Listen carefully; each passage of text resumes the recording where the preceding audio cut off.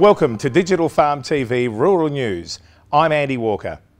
New analysis has demonstrated that water recovery targets proposed in the draft Murray-Darling Basin Plan would cripple the dairy industry and its communities in the Goulburn-Murray Irrigation District, the Australian Dairy Industry Council warned last week. The modelling showed milk production in the GMID could dip to drought-like levels of 1.6 billion litres if the federal government pursued general water buyback tenders to meet the 971 gigalitre shared target in the Southern Basin. The number of farms would also drop to about 1,000 in the region, which produced 78% of milk in the Murray Dairy region covering northern Victoria and southern New South Wales, the ADIC said. In Canberra last week, Digital Farm TV spoke to the new National Irrigators Council CEO, Tom Chesson. We understand that change is with us all the time. We're constantly changing. Where we think there is some dishonesty creeping into this debate is there is not the prior recognition of the hard yards that have already been done by irrigators.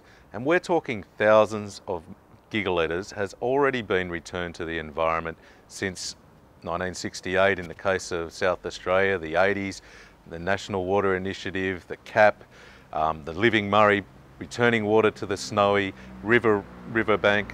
All of these programs have already returned water to the environment, and they seem to be ignored in the current debate, and that is really frustrating for irrigators because our communities have lost water already. It's been taken out of them. Look, irrigators are not losing are not having the water taken off them anymore. They are being compensated for it, but the water is disappearing from our communities. The productive water is gone. It will not come back, and that is what is scaring people. That is where you lose the critical mass for our processors, for example. If we don't grow enough rice, we don't have the rice mill. We don't grow enough milk, we don't have the milk factory. And we already know, and this is where we're finding it extremely frustrating, that government isn't looking at this in a whole of government. They're looking at it in silos. And already the Australian Food and Grocery Council is warning that 130,000 jobs from the nation's biggest manufacturing sector are at risk of going by 2020, and that is the food and grocery manufacturing. That's the largest one we've got left. That's the biggest. If we don't grow it, they don't process it. It's as simple as that. We will lose jobs from our communities, and this is all about our communities. And we don't think that the process is taking our communities into account. It's taking the environment into account. Irrigators, to a point, are being looked after, but our communities are getting screwed. A new internationally patented Australian multifunctional broadacre planter cultivator has finished 2011 with a coveted NAB Agribusiness Technology and Innovation Award. The Agline Moisture Manager planter cultivator, designed, built and distributed by SustainAg Global, features a unique patented parallelogram assembly that enables the unit to be used as either a disc or tine machine in a multiplicity of soil types and weather conditions. Managing Director Ross Hubbard told 250 guests at this month's awards ceremony in Melbourne that the award recognised 35 years of hard work by a dedicated team. The revolutionary new planter has won 3 major innovation awards this year and featured on ABC TV's New Inventors program. The NAB Awards are designed to recognise the importance of agribusiness to the Australian economy. Ross Hubbard told the Digital Farm that new dealerships are being appointed to distribute the Agline range right throughout Australia's eastern and western grain belt. Greening Australia is undertaking some important landscape rehabilitation work with graziers as part of its whole of paddock rehabilitation program. Under the program, graziers volunteer a paddock of at least 10 hectares for restoration.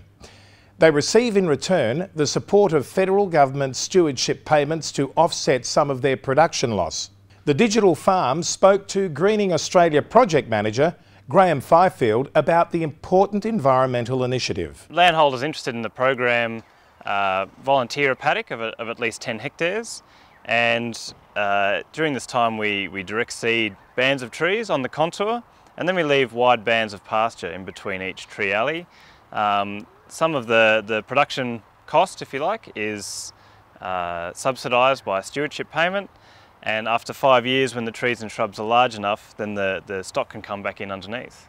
Well, that's the beauty of this of the project, is there isn't a lot of capital expense. We're working within the existing farm fencing, typically with existing farm plans. So the landholder is responsible for preparing the site for direct seeding, and then just keeping the stock out of the paddock for 5 years. But in terms of managing the belts, once they're established, they're quite self-sufficient. Some producers are looking for particularly shade and shelter for stock, a paddock for lambing or a paddock for off-shears sheep. Others have been expressed concern about the effect of wind and water erosion on paddocks, especially on some of their lighter country. And others are just interested in putting in the next generation of paddock trees for their kids and their grandkids. Widespread rainfall caused a further tightening of cattle supply last week, according to Beef Central website, with the Roma Prime cattle sale cancelled because of extensive rainfall and flash flooding in Queensland's Maranoa region. Beef Central reported that wet conditions had contributed a dramatic reduction in the size of the yarding at Dalby, where agents yarded 3,571 cattle, 1,571 less than the previous week. The large Dubbo sale in New South Wales was not as affected, however, with agents drawing for 3,800 head and yarding an estimated 3,500 when the sale kicked off. With summer only weeks old, the season had already delivered timely rainfall relief to large parts of northern and eastern Australia after a drier than normal November. Falls generated by a cold front and low pressure through the previous week had exceeded 50 mils across much of northern and central Queensland, the northernmost parts of Western Australia and the Northern Territory, and along the northern border of New South Wales and around the ACT.